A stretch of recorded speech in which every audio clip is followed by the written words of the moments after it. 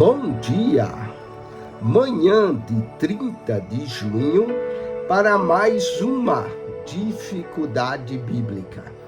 E essa é a nossa dificuldade de número 912. Estamos falando de dificuldades no Evangelho de Mateus.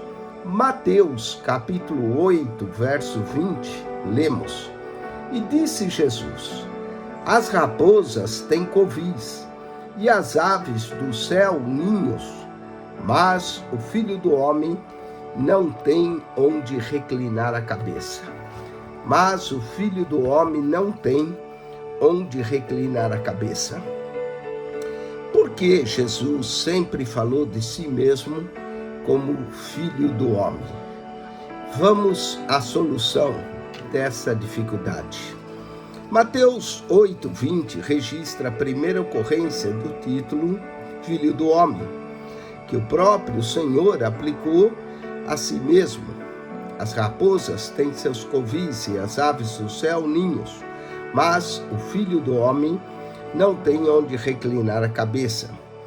Esse título, Filho do Homem, aplicado a Cristo 32 vezes em Mateus, 14 em Marcos, 26 em Lucas e 12 em João, Jesus jamais se recusou o título Filho de Deus, e assim foi chamado pelo Pai ao ser batizado em Marcos 1, verso 11. Tu és o meu Filho amado, em ti me comprazo. E do Monte da Transfiguração, Marcos 9, verso 7. Tampouco recusou quando os demônios o saudaram com esse título, exatamente ao expulsar de suas vítimas. Marcos 3:11, tu és o Filho de Deus. Nem mesmo quando Satanás o desafiou com as tentações no deserto, Lucas 4, verso 3, se és o Filho de Deus, manda que essa pedra se transforme em pão. Os discípulos saudaram assim: verdadeiramente és Filho de Deus.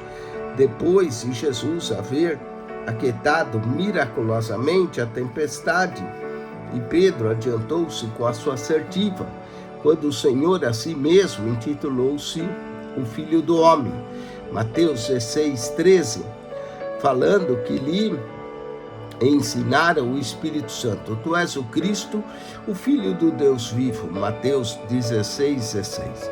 Jesus o elogiou por essa confissão de fé e conferiu as chaves do reino dos céus, sendo julgado também diante de Caifás. Mateus 26, verso 24.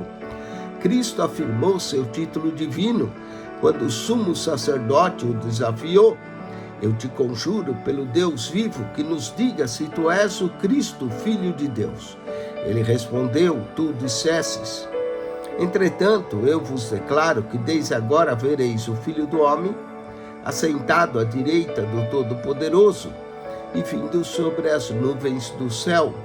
Nesse momento difícil, quando o Senhor estava sendo julgado pelo crime de blasfêmia, apropriou-se do título de Messias e Rei do Universo que fora anunciado ao profeta Daniel em 7, verso 13.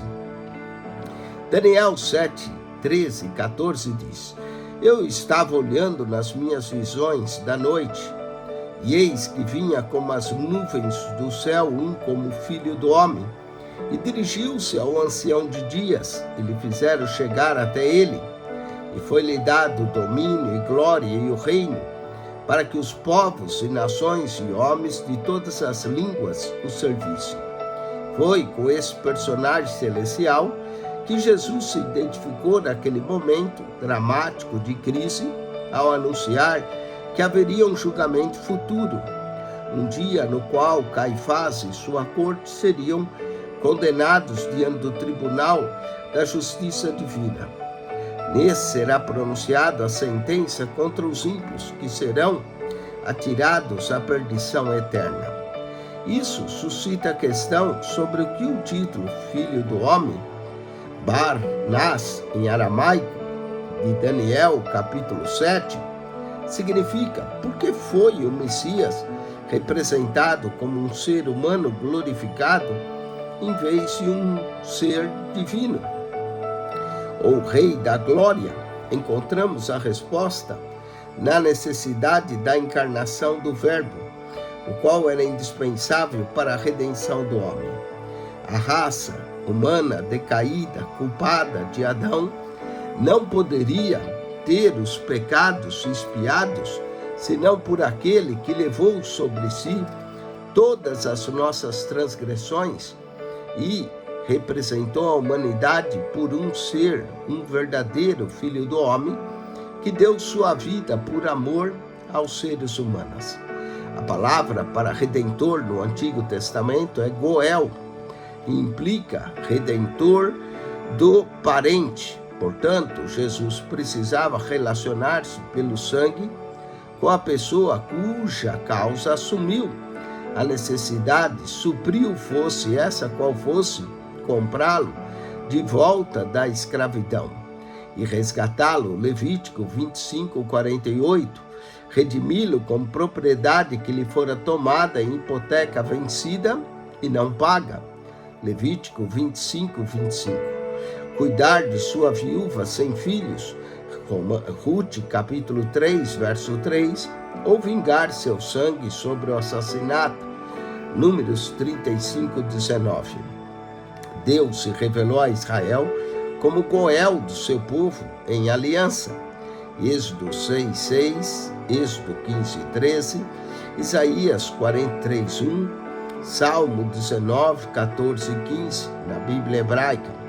Mas antes de o Verbo se tornar homem mediante o milagre da encarnação e do nascimento virginal, o grande mistério para o povo de Deus era esse: como podia Deus vir a tornar-se o Goel dos judeus? Deus era o pai de Israel por criação, é certo, mas o Goel implica um relacionamento, um parentesco de sangue em sentido físico.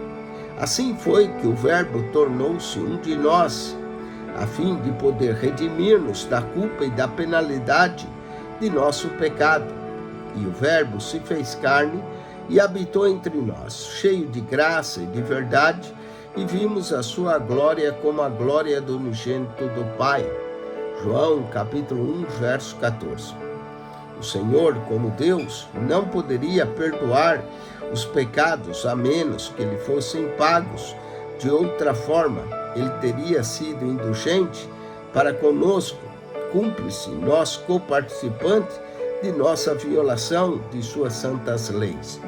Somente como homem é que o Verbo, em Cristo, poderia dar a si próprio a satisfação plena e a expiação dos pecados da humanidade. Somente um verdadeiro ser humano deveria, de modo adequado, representar a humanidade. Entretanto, nosso Redentor também deveria ser eterno, visto que somente Deus poderia suprir um sacrifício de valor infinito, que compensasse a penalidade do inferno que o pecado merece, segundo as exigências da justiça divina. Só Deus poderia ter criado um meio de salvação que possibilitasse a ele permanecer justo e ao mesmo tempo justificador dos ímpios. Romanos 4:5. Em vez de atirá-los na perdição eterna, que fazem jus, mas por meio da cruz a lei foi satisfeita, de forma mais completa do que toda a humanidade fosse para o inferno. É que o homem perfeito e também o Deus infinito ofereceu um sacrifício eficaz para os homens de todos os tempos. O milagre da encarnação, o único método que possibilita a salvação da raça adâmica, provavelmente é o maior de todos os tempos. Como poderia Deus permanecer Deus e ao mesmo tempo tornar-se homem? Ao assumir a natureza humana, nascer nesse mundo gerado no ventre de uma mulher. E como poderia haver uma única pessoa, mas com duas naturezas, uma divina e outra humana? As religiões podem falar de um homem parecido com um Deus, ou de um Deus parecido com um homem, mas somente Deus, o Filho, a segunda pessoa da Trindade, poderia descobrir um meio de se tornar um verdadeiro ser humano, capaz de representar a humanidade na cruz, sem deixar de ser Deus. Os cristãos poderiam ficar confusos com os elementos divinos e humanos do Salvador e cair no erro dos docetas, o qual consistia em supor que Jesus era realmente Deus em seu ser essencial, mas em sua forma e corpos humanos era apenas um disfarce temporário de que o Senhor se descartou por ocasião de sua ascensão aos céus. Mas Jesus julgou ser apropriado que se enfatizasse ser ele um verdadeiro homem, embora fosse também Deus. Só como um humano poderia ser o Messias e redimir seu povo mediante a sua morte sacrificial.